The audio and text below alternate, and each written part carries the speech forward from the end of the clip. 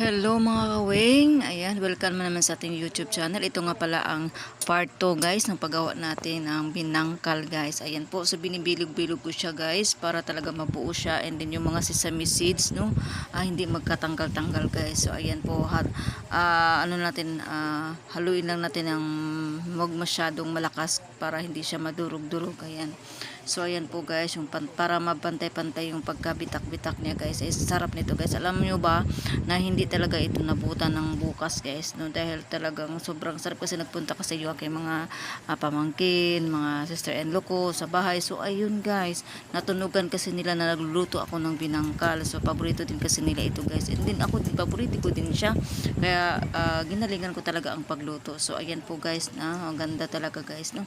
May nag-comment kasi guys na hindi daw ako kumain sa ginawa kong binangkal. So syempre mayroon, hindi man pwede yan, kakain talaga tayo. So yan guys, yan po ang itsura niya, ang ganda no. So nilagyan ko ng dahon para ma-identify ko na yung unang luto ko, yung pangalawang luto ko, pangatlo. So ganun, alam ko kung anong unahin ko. So ayan po guys, kasi hindi na natin makilala kasi pare-pareho lang sila. So ayun, ay, ang sarap guys. Ay, crispy na crispy. Basta bagong luto yung binangkal natin guys. Ay, sobrang crispy po niya guys. Ay, ang sarap. Grabe. At saka ito guys, pala ako guys, kasi sobrang init na parang gusto ko may mga pantulak ba. So, gagawa ako ng parang marshmallow guys. Nilagyan ko ng gatas, tapos yellow. And then yun na guys, pamaris sa ating binangkal. Ayan guys, sarap.